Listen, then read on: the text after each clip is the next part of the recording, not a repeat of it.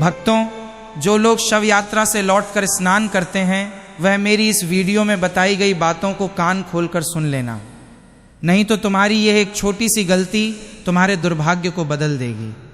दोस्तों, हमारे हिंदू सनातन धर्म में शव यात्रा का बहुत ही गहरा एवं रहस्यमयी महत्व बताया गया है। गरुड़ पुराण और सनातन धर्म में आखिर ऐसा क्यों लिखा हुआ है कि जब कोई इंसान शव यात्रा में जाता है या शमशान घाट में जाता है तो उसका नहाना क्यों ज़रूरी है?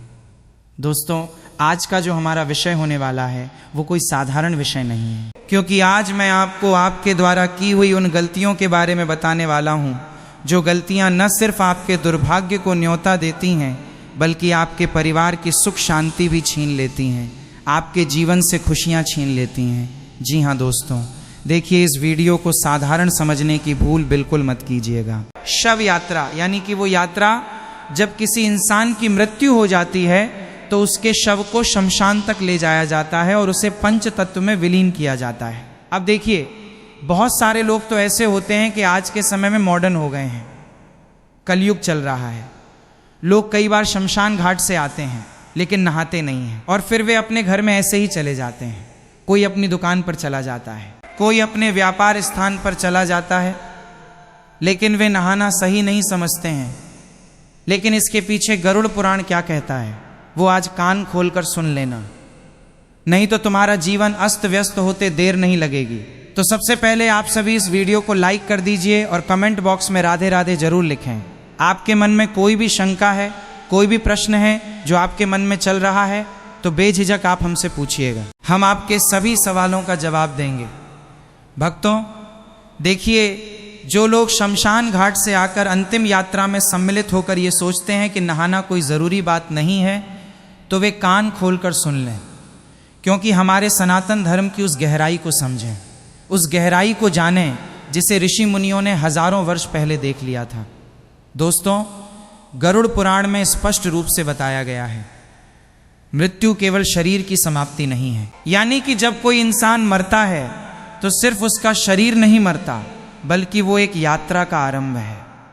दोस्तों, और उस यात्रा के समय केवल वो आत्मा ही नहीं बल्कि अंतिम यात्रा में सम्मिलित हर व्यक्ति सूक्ष्म रूप से उस वातावरण से प्रभावित होता है। शमशान घाट, दोस्तों, हमारे शास्त्रों में अपवित्र जगह बताया गया है, लेकिन किस हद तक सही है ये भी आज हम गरुड़ पुराण के आधार पर जानेंगे। जी हाँ दोस्तों, देखिए, शमशान घाट वो स्थान है जहाँ पृथ्वी, अग्नि, वायु और आकाश चारों तत्व एक साथ सक्रिय अवस्था में होते हैं। जी हाँ, वहाँ केवल लकड़ी और चिता नहीं जलती बल्कि अनगिनत भटकती हुई सूक्ष्म योनियाँ, अनगिनत भटकती हुई अधूरी इच्छाओं वाली आत्माएं और नकारात्मक ऊर्जाएं विचरण करती हैं। जी हाँ दोस्तों, इसीलिए हमारे शास्त्रों में ये भी बताया गया है कि घर में जब भी कोई शुभ या मंगल कार्य हो तो उसके 15 दिन पहले से और 15 दिन बाद तक हमें शमशान घाट के आसपास भी नहीं जाना चाहिए। अब दोस्तों देखिए, गरुड़ पुराण के अनुसार जब किसी जीव का शरीर पंच तत्व में विलीन किया जाता है तो उसकी आत्मा अत्यंत भ्रमित अवस्था में होती है, यानी कि उसकी आत्मा भ्रमण करती है। वो अपने घर, अपने परिजनों और अपनी पहचान से जुड़ी होती है और उसी समय अंतिम यात्रा में गए लोग उसके सबसे निकट होते हैं, विशेषकर उन लोगों से जो उसके अपने हैं, जो उसके साथ दिन रात रहते थे। तो देखिए दोस्तों, ऐसे में वो आत्मा सूक्ष्म रूप से उनके साथ चिपकने का प्रयास करती है, विशेषकर उन लोगों से जिनके मन में डर, शोक, क्रोध या अत्यधिक मोह होता है।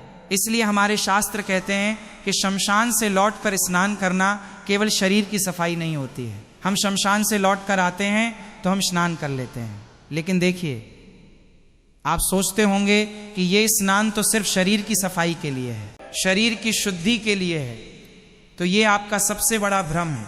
जी हाँ दोस्तों, बता देता हूँ कि शमशान से लौटकर स्नान करना केवल शरीर की सफाई नहीं बल्कि सूक्ष्म शरीर की शुद्धि है। जल को सनातन धर्म में जीवन, शांति और शुद्धि का माध्यम माना गया है और गरुड़ पुराण बताता है कि जल में प्रवेश करते ही व्यक्ति के चारों ओर बनी नकारात्मक ऊर्जा की परत टूट जाती है।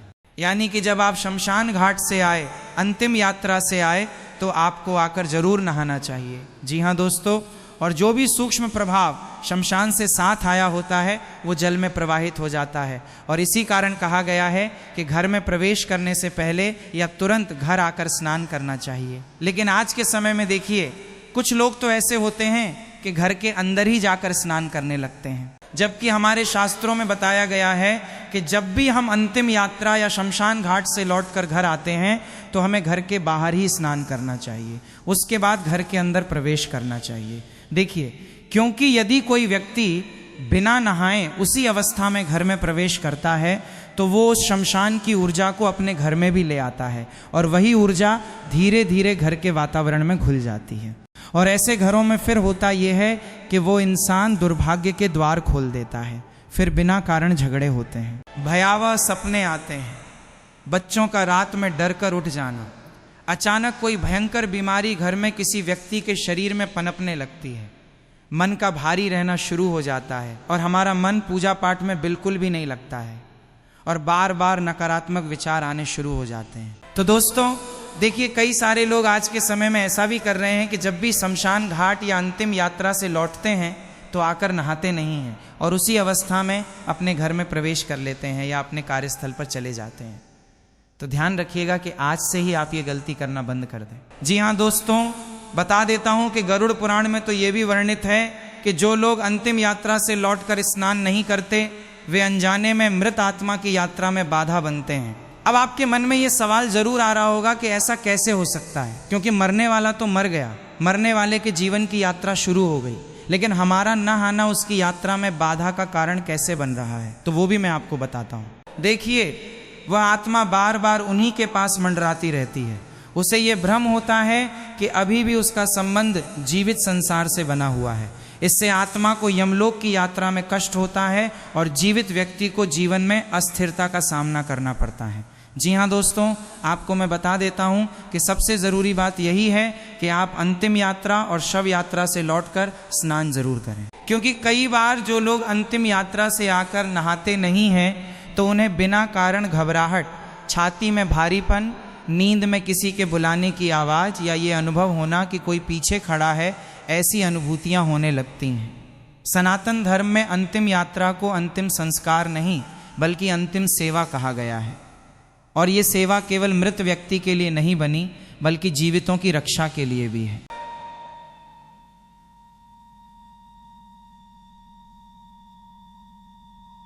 हर क्रिया, शमशान जाना, अग्नि देना, अस्थि विसर्जन और अंत में स्नान, सबका उद्देश्य सुनिश्चित करता है कि मृत आत्मा और जीवित संसार के बीच का संबंध विधि पूर्वक समाप्त हो जाए।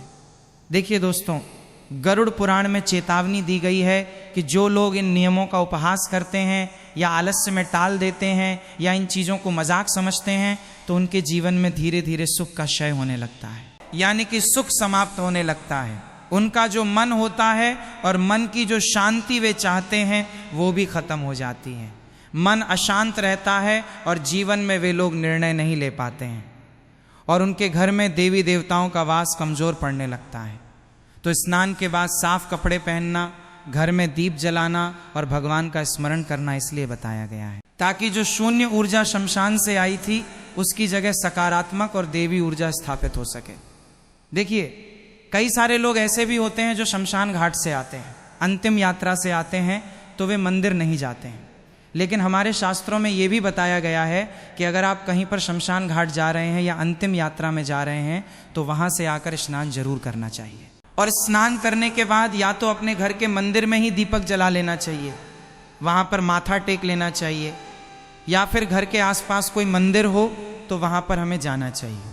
अब देखिए, ये कोई अंधविश्वास नहीं बल्कि पीढ़ियों का अनुभव है जिसे शास्त्रों में शब्द दिए गए हैं।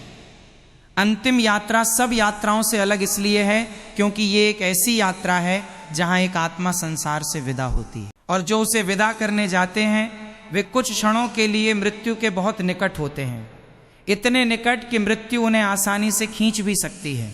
देखिए, मृत्यु का सानिध्य हल्का नहीं होता, वो व्यक्ति को भीतर तक हिला देता है और यदि उस प्रभाव को विधि पूर्वक धोया न जाए तो वो जीवन में डर, भ्रम और अशांति बनकर रह जाता है।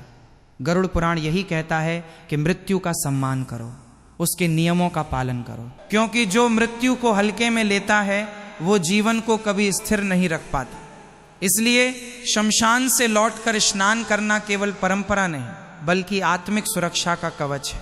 जो व्यक्ति इसे अपनाता है वो अनजाने खतरों से बचा रहता है, और जो इसे नज़रअंदाज करता है वो ये भी नहीं समझ पाता कि उसके जीवन में अचानक अंधेरा क्यों बढ़ने लगा। इसीलिए मेरी बात को आप कान खोलकर सुन लेना कि दोस्तों, यदि आपके जीवन में अगर कुछ भी अनहोनी होने लगे तो समझ जाइएगा कि आपके द्वारा की हुई छोटी छोटी गलतियों की वजह से ही वो अनहोनी हुई है।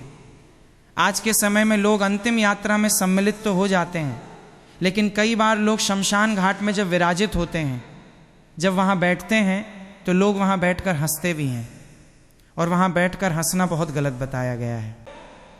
हमारे शास्त्रों में दोस्तों गरुड़ पुराण में बताया गया है कि जो लोग शमशान घाट जाते हैं वे वहाँ क्यों जाते हैं? उस मृत शरीर को पंच तत्व में विलीन करने के लिए। लेकिन कुछ लोग शमशान घाट में बैठकर समाज की बातें, परिवार की बातें हास परिहास करने लगते हैं, बड़ी बड़ी ठहाके मारकर हंसने लगते हैं। तो गरुड़ पुराण क्या कहता है ये भी ध्यान से सुन लीजिएगा कि हमें शमशान घाट में अपने आप को किस तरह व्यवस्थित रखना चाहिए, क्योंकि लोगों को ये भी नहीं पता है आज के समय में कि हमें शमशान घाट में कैसे रहना चाहिए। देखिए भक्तों, बताया गया है कि शमशान घाट बिल्कुल साधारण और सामान्य स्थान नहीं है। वहाँ हंसी मजाक, ऊंची आवाज़ में बात करना, फ़ोन पर हंसना या इधर उधर देखना पूरी तरह से वर्जित माना गया है। ये हमारा शास्त्र कहता है कि वहाँ मन जितना चंचल होता है उतनी ही जल्दी जो सूक्ष्म नकारात्मक ऊर्जा होती है वो हमारी तरफ आकर्षित होती है। इसलिए जब भी आप शमशान घाट में जाइए, जब भी वहाँ बैठें तो सिर झुकाकर, कम बोलकर और गंभीर रहना चाहिए, क्योंकि वहाँ की जो शांति होती है दोस्तों, और वहाँ का जो ऊर्जात्मक वातावरण होता है उसका सम्मान हमें ज़रूर करना चाहिए। देखिए, शमशान घाट में जब भी हम जाएं तो वहाँ पर एक चीज़ का ध्यान और रखें कि अनावश्यक चीज़ों को न छुएं। शमशान में पड़ी लकड़ी, राख, चिता की मिट्टी, हड्डियाँ या कोई भी वस्तु बिना कारण नहीं छूनी चाहिए, क्योंकि गरुड़ पुराण के अनुसार इन वस्तुओं में मृत आत्मा की सूक्ष्म छाप जुड़ी होती है जो जीवित व्यक्ति के साथ घर तक आ सकती है। उम्मीद करता हूँ ये वीडियो आप लोगों को पसंद आया होगा। अगर वीडियो पसंद आया तो वीडियो को लाइक कर दीजिए और चैनल को सब्सक्राइब कर दीजिए, ताकि आगे भी आप लोगों के लिए ऐसे ही जानकारी युक्त वीडियो लेकर आ सकें। एक लाइक और सब्सक्राइब करने में आपका कुछ नहीं जाता, लेकिन सिर्फ एक लाइक से हमारा मनोबल बढ़ता है। तो उम्मीद करता हूं कि आप लोग सब्सक्राइब और लाइक ज़रूर करेंगे। तो मिलते हैं अगले वीडियो में, तब तक के लिए जय श्री कृष्ण।